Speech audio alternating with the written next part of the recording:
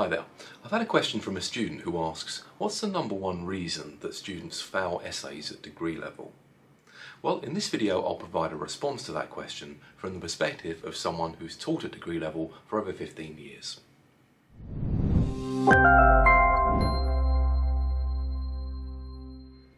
In my experience, the number one reason that students fail essays is they simply do not adequately respond to the specific essay title that's been set.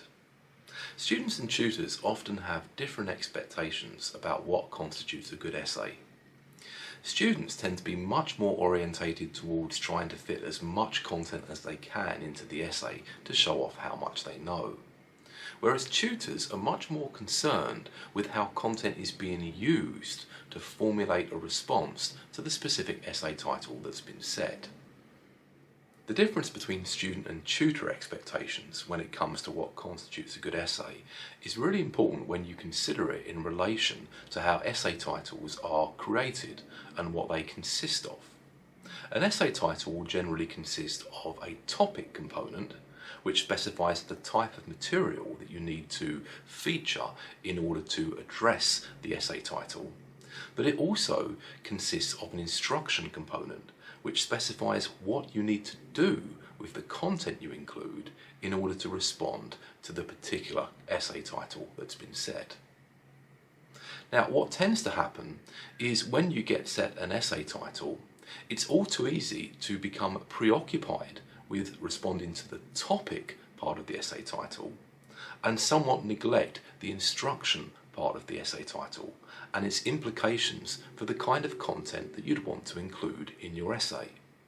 For example, the kind of content that you might want to include for a question that asks you to critically evaluate something might be somewhat different from the kind of content that you'd want to include for a compare and contrast type essay title.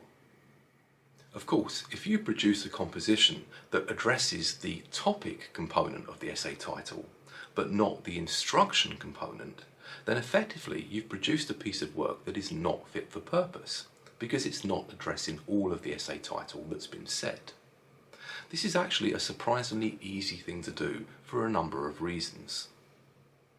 First, when you are thinking about the contents of your essay, the material you will tend to focus on is the material that springs most readily to mind, i.e. the material that is most readily accessible in your memory, perhaps because that material was personally salient to you, for example.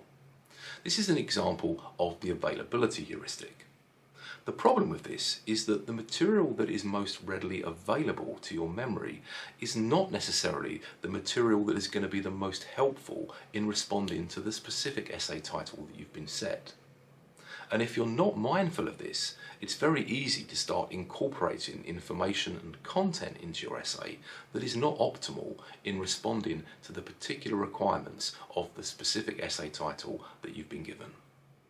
Second, when searching for literature for your essay, your first port of call may well be to just Google the particular topic in question. This is an example of cognitive offloading, or put another way, the use of a physical action, in this case entering a search term into Google, to offload the information processing requirements associated with the task, in this case doing a literature search, in order to make that task less cognitively demanding. The problem with doing this is Google doesn't organise search results based on how useful they are to you in responding to a specific essay title. In fact, Google is likely to prioritise information that comes from non-academic sources, such as online encyclopedias, in response to your search inquiries. If you're not mindful of this, it's very easy to start prioritising information that, although relevant to the topic of your essay title, is far from optimal in responding to the entirety of the specific essay title that you've been set. So, what can you do to ensure that you comprehensively respond to the essay titles that appear on paper as opposed to the ones you manufacture in your own head? Well, to this end, I'd advocate doing three things. First, before you start work on an essay, spend a bit of time breaking down the essay title into its component parts, so you can ensure you're clear on what the specific requirements of that particular essay title are. I've produced a video explaining how to do this, along with some more information about how to keep your essay responses relevant that I'll put a link to in the top right hand corner of the screen. Second, make sure you're using reliable methods of searching for and obtaining academic sources for your essay. Once again, I'll put a link to a video that I've produced that explains how you can do this in the top right hand corner of the screen.